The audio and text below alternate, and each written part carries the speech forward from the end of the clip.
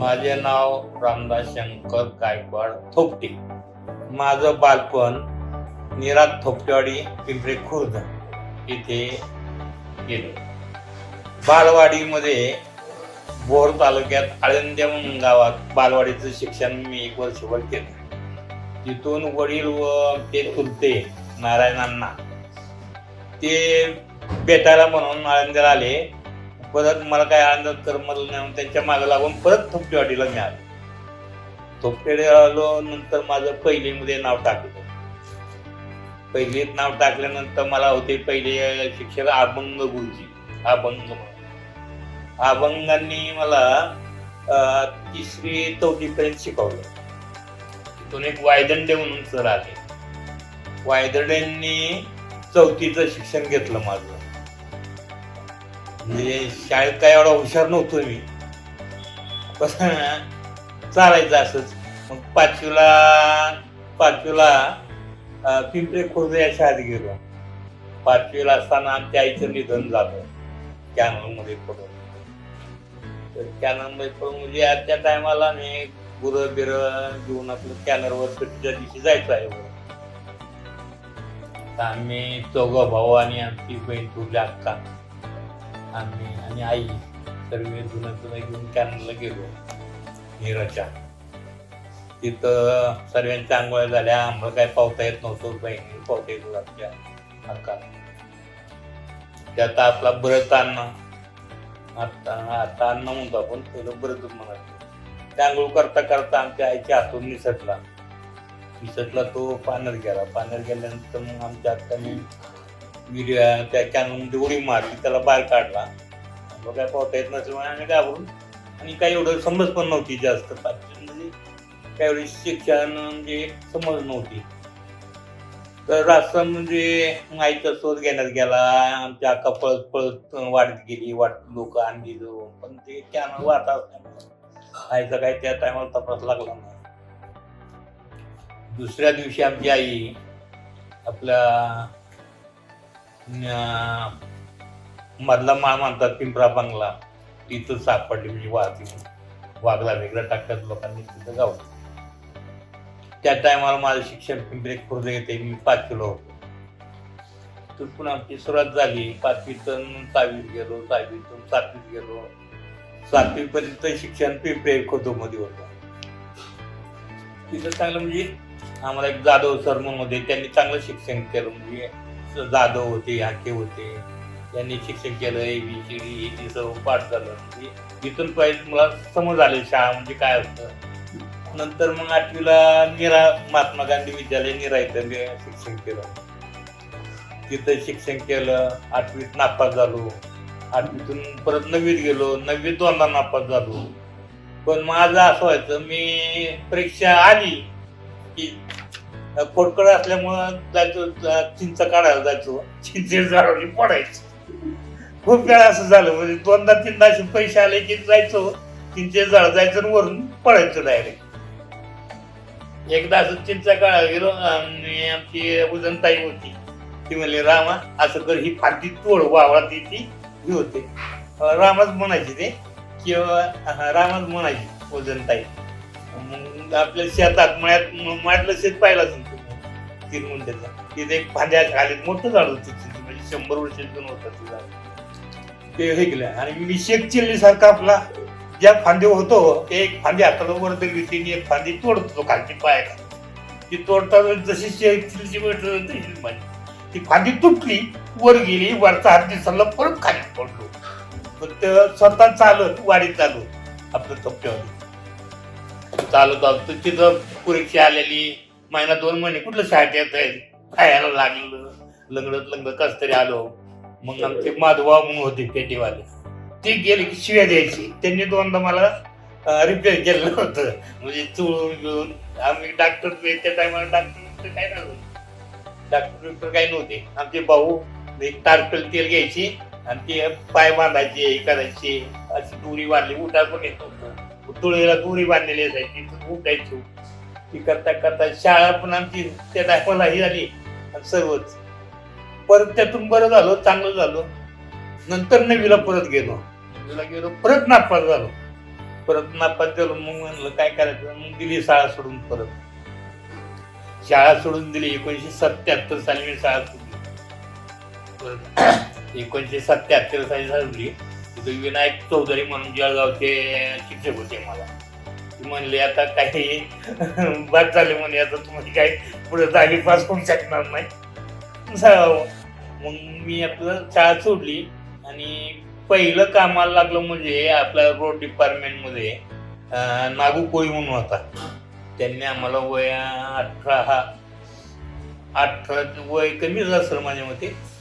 त्या टायमाला त्याचा मुलगा आणि आम्हाला आपलं रोडला कामाला लावलं होतं. म्हणजे एक पुलाचं काम चाललं होतं. आपल्या कॅनलच्या खाली एक पूल छोटा ते दिसून येत नाही आता, मुरीगिरी कॅनलच्या खाली आपण जातो.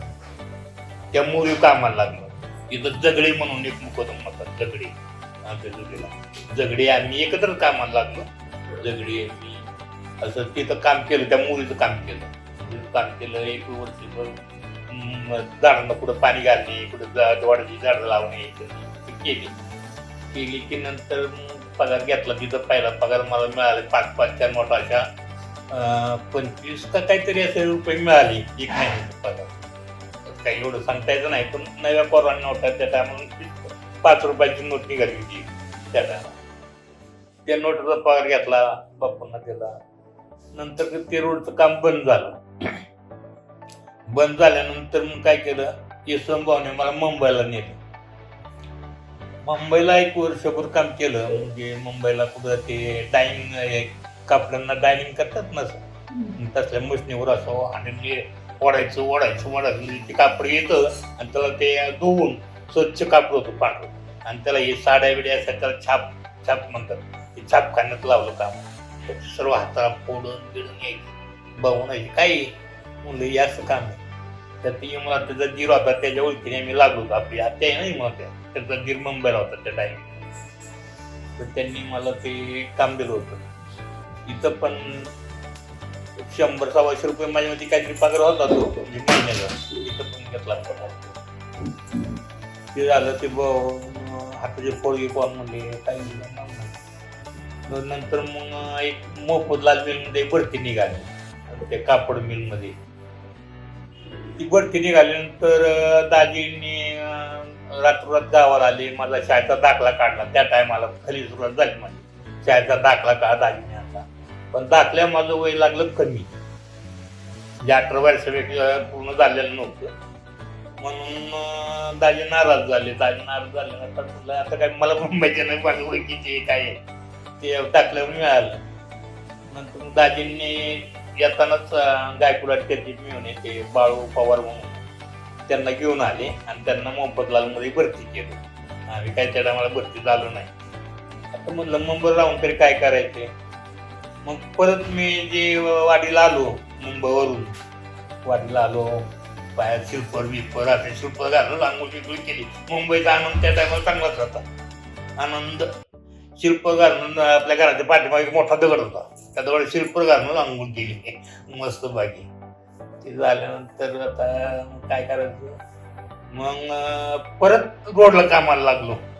रोडचं काम चालू होतं परत, म्हणजे डांबरीकर चालू होते. शिरूर तालुक्यातला एक ड्रायव्हर म्हणून मुकदम होता ड्रायव्हर. तर त्यांनी मला मुकदम म्हणून असं कामाला ठेवलं. म्हणजे डांबरीचं काम असतं ना, खडी मिशीन नागोपोळी ते आंबुना बोसले म्हणून होत आहे. मग ते असे खड्डे खोदायचे त्यात खडी भरायची. मग मी काय काम करायचो, असं लाईन दुरी लावून ते खडी लोकांच्याकडून टाकून घ्यायचो बरोबर. ते करता जायला ड्रायव्हर मुकदम पाहिजे, चांगलं काम करते म्हणून साठी मला त्यांनी ते साईड पट्टी भरून घ्यायचं याचे काम होते. तर काही दिवस मग त्याच्याबरोबर मी खडी मिशीन म्हणे इकडं आपलं विरसेत एक वाडी लपतळवाडी म्हणून तिथून खडी वाहतूक केली. परत वागदरवाडीने केली.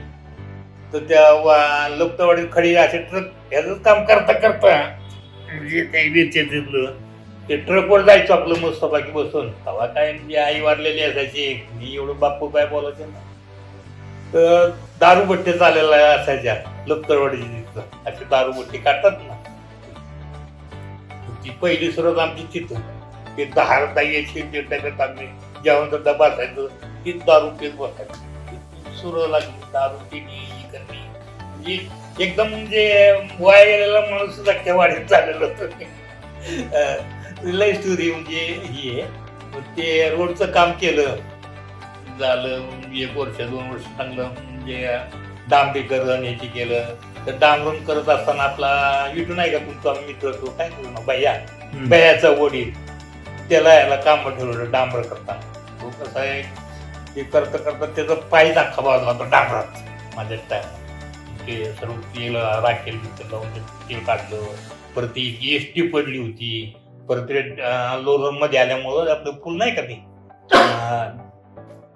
जिजुरीचं ते गेट आहे ना त्याची ते एक मुरी आहे बघ पुढे गेलं की नर्सरी आपण रोप गेली त्या नर्सरी इष्टीच पडली आमच्याकडून आमचं काय झालं मूर्खपणा आम्ही ते रोलला असतो ना खडच्या पायचा तो नेमका मध्ये मूळ ठेवला आणि तो इकडून एक कोरेगाव म्हणून गाडी होती कोरेगाव आता मला एवढं आठवायचं नाही आली अशी डायरेक्ट दडपून खाली पडली आपला तात्या पण होता इटवणार तात्या आई त्या टायमाला तिथं होती तात्या पण रोल कधी कधी चालवायचा ते काम करता करता नंतर ते रोडचं काम केलं कुठून आपल्या सोफ्टवेअरचा फाटा आहे ना तिथून ते निरावपर्यंत संपूर्ण काम केलं निराच्या पुलापर्यंत रोडचं काम केलं 1 वर्षभर काम केलं काम बंद झाल्यानंतर रेल्वे जागेवर कोळसा वाढण्याचं काम केलं ट्रक भरून कोळशात द्यायचं रेल्वे जागेवर आपल्या निरज ते कोळसा भरून द्यायचा सोमेश्वरला खाली करायचा ते काम थोडे दिवस केलं नंतर बापूंनी गुळाच्या कोठ्यात नेलं डॅबा उचलायला पण ते आपल्याला जमतच नव्हतं ना ताकद होत मत होती ती कष्टाचं काम असल्यामुळे मी आपलं राहायचं बापू ती गुळ शिवायचं कीर्तन बांधू पिशव्या ते लावायचं प्लास्टिक करायचं म्हणले मला नाही होणार म्हणलं मी त्यांना सांगितलं मला हे काही काम होणार मग कुठं लोकांच्या बरोबर बायांच्या माणसाबरोबर कापूस गोळा करायला जायचं वाडीमध्ये कोणाचे ज्वारी खोदपायला जायचं कोणाचे दादा ज्वारी पण काढता येत नव्हते आम्हाला लहान असं तेवढे येतं तरी आम्ही काढायचं ज्वारी काढायचं कापूस गोळा करायचं कोणाचं ऊस तोडायचं ही अशी कामं केली माझा अशी बरीच कामं केल्यानंतर निरला त्या टायमाला बापूंनी नुकतंच लग्न केलेलं होतं दुसरं लग्न केलं होतं आम्ही त्याच्या पुढच्या बिडच्या लग्नाच्या दिल्या होत्या बाई अशी एकदम सरमरसारखी पातळ होती तर मग ते ज्वारी काढायचं तिच्यात झोपायचं असं बरेच दिवस निघून गेले सर्व मग का एक शाळेला लागलं आपलं भरताना पण आईच्या 10वा का 12वा होता त्या टायमाला बरंच नाव वाचलं शाळेत आधीच होता बरेचच्या आधीच शाळेत नाना तर लहानच होता नाना म्हणजे पितच नानांना काय गेलेली कळतं नाही काही नाही असं ती चालेल पुढं झाल्यानंतर ते झालं सर्व काम सुमित्रीची केली कोळशाची केली ती वगैरे केलं काही दिवस विहिरीवर काम केलं विहीर खोदायचं चोपन आप्पा आपला येत ना चोपन आप्पा बरोबर ती गाजराबाई म्हणून अजून म्हातारी यायची वाकत चालती आपलं वरचाळी नाही त्यांच्यावर विहिरीची याची कामं केली विहिरीवर काम केली पगार चांगला यायला लागला मग बाईची साथ आली बाई पण काम करायची आता दोघांचं झालं काम चांगली लागली नंतर मग ते काम विहिरीची याची कामं सुटल्यानंतर काय झालं मग अशोक आबा नवीन आप्पा झाला मग त्यांनी काय केलं सुरुवात केली तर पहिलं काम पिसुटी ते खड्डे काढायचं काम चालू आपलं पिसुटी म्हणून आहे तिथं खड्डे खोदायचं काम चालू म्हणले दादा चल म्हणले आपण खड्डे खांदायचं काम मोजा म्हणून आता काही काम नाही कुठे इथं गावात पण आपण ती काम करू तेव्हा 1 रुपयाला एक खड्डा मिळायचा 4 मीटर खड्डा 1 रुपयाला पडायचा 4 मीटरचा खड्डा 1 रुपया किंमत होती त्या तर मी दिवसाचा एकच खड्डा खांदायचा आपण 2-3 खांदायचे त्याला जास्त पगार मिळायचा मला 1 रुपया मिळायचा पण काम चांगलं असायचं माझं तर त्यावेळेला एक रेंजर होता फरुकी म्हणून अरे अच्छा काम करताय मुसलमान रेंजर होता अरे अच्छा काम करताय उसको वन मजूर म्हणून नको त्या जावळे साहेबांना सांगितलं मला वन मजूर म्हणून घेतलं जावळे साहेबांनी वन मजूर घेतलं मग तिथून पण माझी सुरुवात झाली पिसुटीचं काम केलं, तिथं झाडं बिडं लावली चांगली. नंतर आपलं नाही त्याच्या आधी पिंपऱ्याचं काम केलं. पिंपऱ्याला काम केलं, 2x2चे खड्डे खांदले, तिथं झाडं लावले, नर्सरी तयार केली तिथं आणि तिथून ती नर्सरी करून पिसुटीचं काम खड्डे खोदले.